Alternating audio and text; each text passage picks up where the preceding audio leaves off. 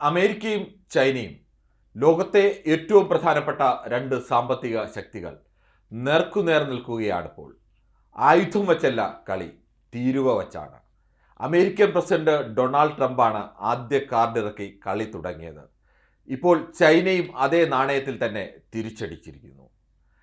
Chinese ഉൽപ്പന്നങ്ങൾക്ക് അമേരിക്കയിലേക്ക് ഇറക്കുമതി ചെയ്യുന്നതിന് 10% എന്നതിൽ നിന്ന് 20%-ആയി ഇറക്കുമതി ചുങ്കം വർദ്ധിപ്പിക്കുന്ന പ്രഖ്യാപനം ട്രംപ് പ്രസിഡന്റ് സ്ഥാനം ഏറ്റെടുത്ത ഉടനെ തന്നെ നടത്തിയതാണ്.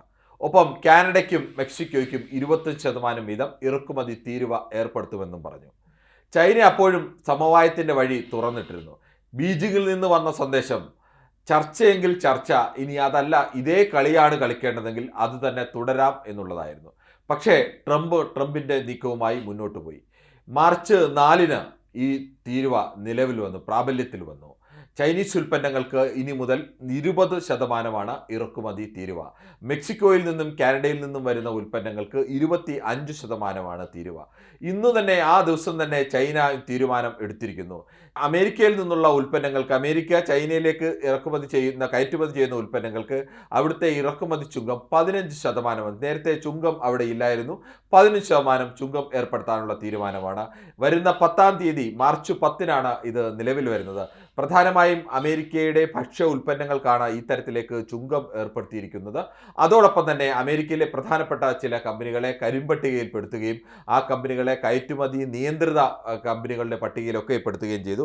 അതിൻ്റെ വിശദാംശങ്ങളിലേക്ക് നോക്കിക്കഴിഞ്ഞാൽ ചിക്കൻ, ഗോതമ്പ്, ചോളം, പരുത്തി എന്നിവ ഉൾപ്പെടെ അമേരിക്കൻ കാർഷിക ഉൽപ്പന്നങ്ങൾക്കാണ് 15% തീരുവ പ്രഖ്യാപിച്ചത്. സോയാബീൻ, പന്നിയിറച്ചി, ബീഫ്, പഴങ്ങൾ, പച്ചക്കറികൾ, പാലുൽപ്പന്നങ്ങൾ തുടങ്ങിയ മറ്റു ഉൽപ്പന്നങ്ങൾക്ക് 10%-മാണ് ഇറക്കുമതി തീരുവ പ്രഖ്യാപിച്ചത്. ഒപ്പം 10 അമേരിക്കൻ കമ്പനികളെ ചൈന വിശ്വസനീയമല്ലാത്ത കമ്പനികളുടെ പട്ടികയിൽപ്പെടുത്തി. കയറ്റുമതി നിയന്ത്രണ പട്ടികയിൽ 15 അമേരിക്കൻ കമ്പനികളെയും ഉൾപ്പെടുത്തിയിട്ടുണ്ട്. ലോകത്തിന്റെ ആകെ GDP-യുടെ 26.11% കൈയാളുന്ന രാജ്യം അമേരിക്കയാണ്.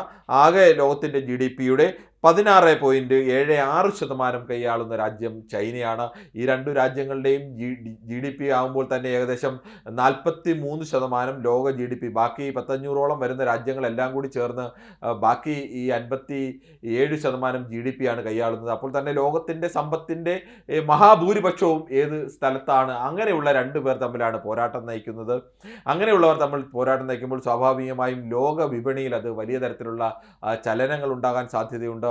ഇവരുടെ ചൈനീസ് ഉൽപ്പന്നങ്ങൾ അമേരിക്കയിൽ വിറ്റഴിയാതിരിക്കുകയും അമേരിക്ക ഉൽപ്പന്നങ്ങൾ ചൈനയിൽ വിറ്റഴിയാതിരിക്കുകയും ഒക്കെ ചെയ്താൽ ലാഭമുണ്ടാകാൻ പോകുന്ന മറ്റു ചില രാജ്യങ്ങളുണ്ട്. ഈ ഇടപാടിലൊക്കെ നിൽക്കുന്ന മറ്റു പല രാജ്യങ്ങളുമായി കൂടി ബന്ധപ്പെട്ട ഇടപാടുകളാണ്.